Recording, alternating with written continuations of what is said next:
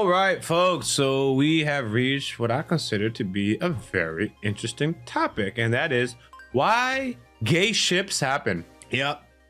It caught my attention, and we're just gonna watch it. If y'all are interested in random ass videos right here on this channel, make sure y'all subscribe, drop a comment, let me know what y'all are interested in seeing next. Certain things just catch my attention, you know, like why they don't happen. You know, we might check that out depending on how this video does. So let me not hold you guys up. Let's jump into it. Gay ships. Fans pushing for romantic pairings of same-sex characters in fiction. We see these all the time. But why? I mean, you look at each show and you think this is unnecessary. For most of these stories, there's usually a designated love interest. Yep. But a character, often too, that the writers set aside as an aspect of the story to officialize when convenient for the story, oftentimes in the end. Invincible starts with Amber in the beginning, but Naruto initially pursues Sakura, but Hinata Sung-Jin-woo seems to have a connection with Lee Joo-hee, but yeah.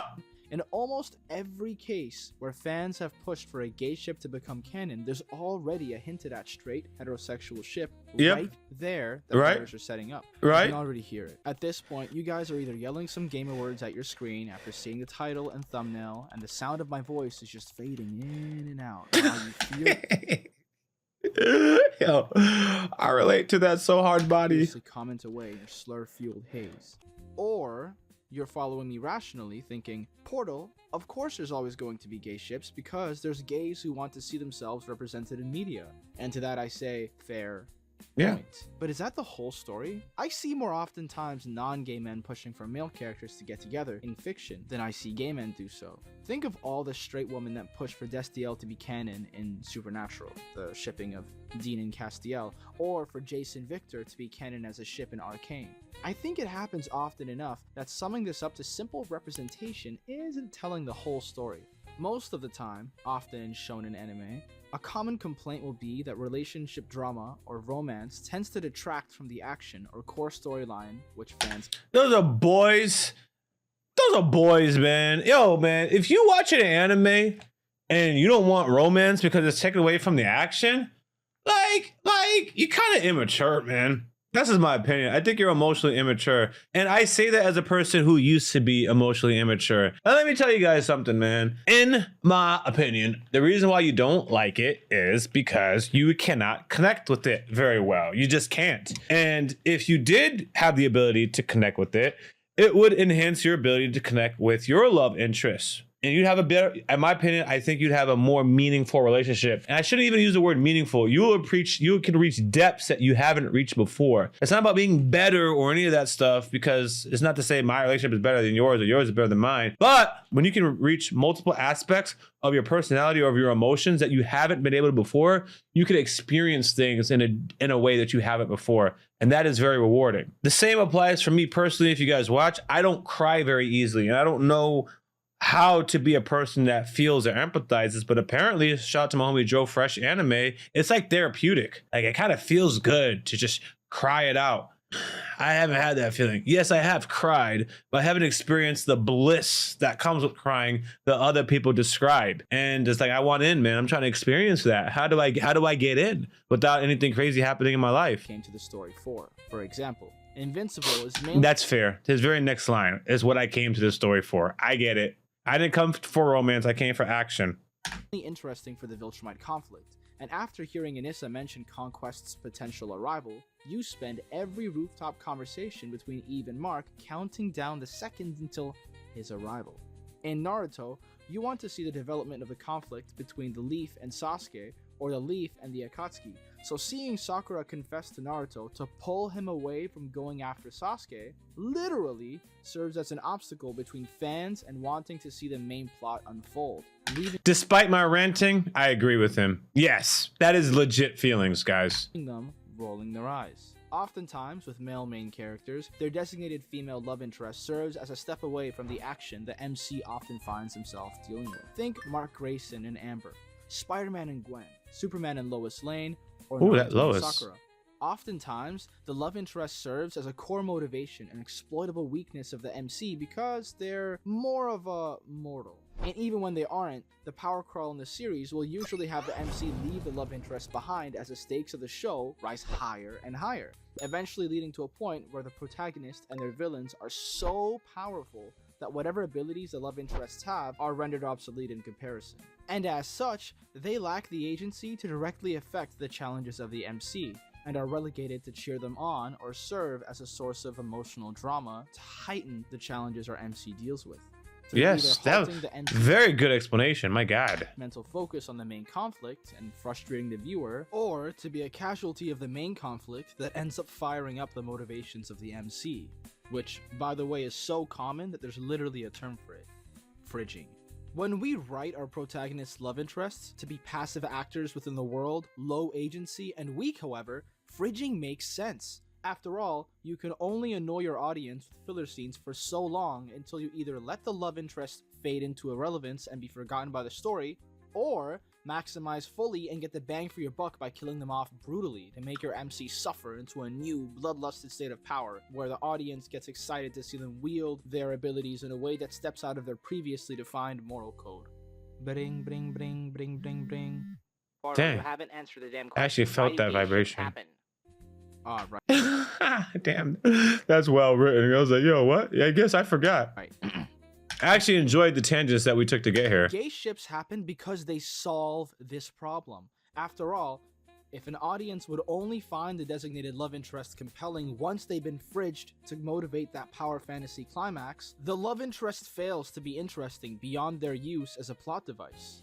One of the most popular examples of a gay ship Naruto being and prescribed Sasuke. for this problem is Naruto and Sasuke, two foils that both strive for higher agency and power in their own opposing ways, with the goal of changing the world they each suffered in as orphans. While a side plot of romance with a character who lacks an ambition or drive of their own detracts screen time from developing the ongoing main conflicts and dramas in the story, when fans add undertones of a romantic relationship to the conflict between two characters who are the center of the story, the ship only serves to intensify the drama and enrich it, as both characters hold agency and power which is on par with one another.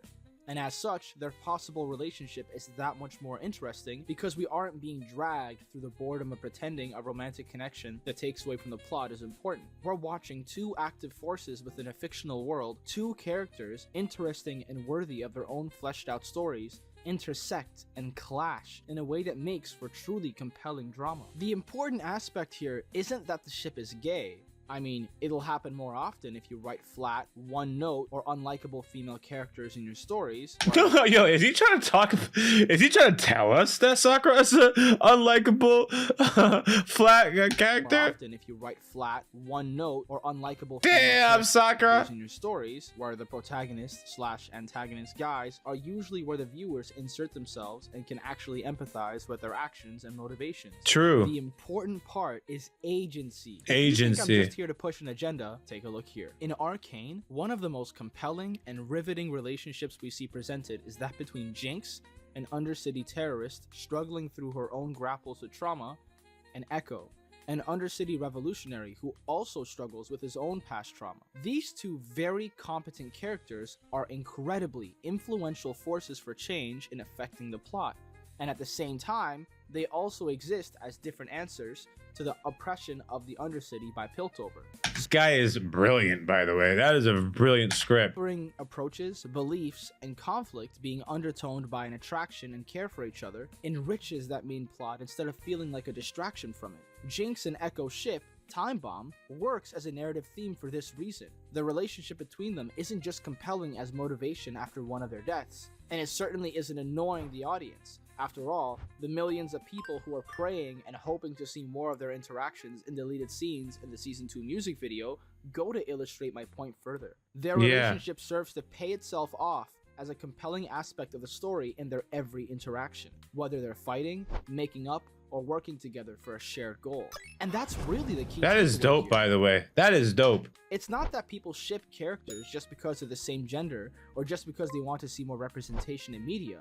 Those things can be factors, sure, but at the core of it, people are drawn to ships where both characters matter, where both characters influence the story, push the narrative forward, and exist as more than just set pieces in someone else's journey. When the designated love interest in a story is just that, someone designated, someone whose entire existence is built around supporting the protagonist rather than living their own story, it's no wonder audiences gravitate towards the characters who are actually doing things, changing things, mattering in the grand scheme of the plot. And yeah, sometimes that just so happens to be two guys or two girls, because good writing doesn't care about gender or politics, it cares about agency. And when a story gives both characters that level of narrative importance, it's only natural that audiences will empathize better and find deeper connections between them. So no, it's not just about pushing an agenda or forcing representation, it's about the fact that compelling storytelling naturally leads people to invest in relationships where both characters stand on equal ground. And if writers want to curb the endless rise of fan-made gay ships, not that there's anything wrong with that. Not at all. Maybe, just maybe, they should start writing their female love interests with the same level of agency and impact as their male leads. I gotta tell you, Hey, what do I know? I'm just a voice on the internet. Anyway, let me know your thoughts in the comments. Do you agree? Do you disagree? Is there a ship I missed that perfectly fits this pattern? I'd love to hear what you think, and if you enjoyed this video, don't forget to subscribe and hit the bell so you don't miss out on more deep dives like this one.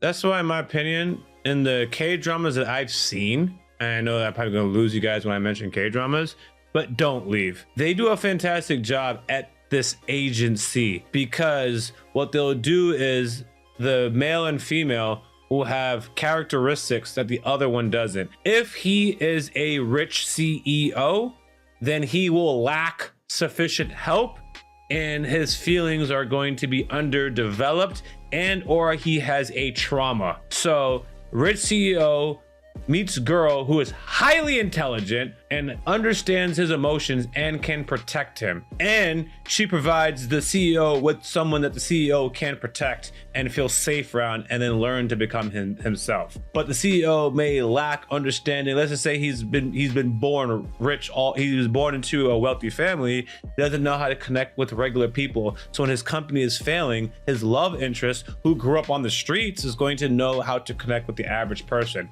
Boom. I watched a drama where, for example, a rich woman falls into North Korea. While she's in North Korea, she's with a soldier who is at the top of the military food chain and wealthy as far as North Korean standards go, and he is able to protect her. But when they're in South Korea, for different point reasons, he no longer has this protection, but she is still a wealthy woman and runs the equivalent of a Fortune 5 company, so she has her strength there. That's where they have agency. It might be the girl has super strength, but she is not the most competent, but her male love interest is highly competent and rich and knows how to fight, but he just doesn't have super strength. She has super strength, but she is broke and she is dumb. He is smart and he knows how to fight, and he has a lot of money. Together, they balance each other out. Last one, I got a handsome guy who can manipulate and lie to anyone to get what he wants. Basically a professional con artist, is very handsome. They can get into any situation, get into any building, etc. Then we have a mermaid who has super strength, and that's just all there is to it. So you never have to worry about her. You hardly have to worry about him unless you know what his weakness is or you know what her weakness is, and it makes some interesting scenarios, you see? But they both have their agency in their domain, and you can independently root for them, and then together they are unstoppable. Lots of times that's why those are 16 episode shows or 12 episodes, because you can only keep them apart for so long. You finally do, and it's time to end your franchise and kind of move forward. Very few multi-season franchises that I know of have been able to pull this off. That's just my experience. So thank you for watching this video. I appreciated it, and I appreciated reacting to A Portal's content. Subscribe if you guys like it. Peace. And you know I couldn't stop at just one channel. Consider subscribing to the subsidiary channels for YaBoyRocklee, found in the description of this video. Thank you.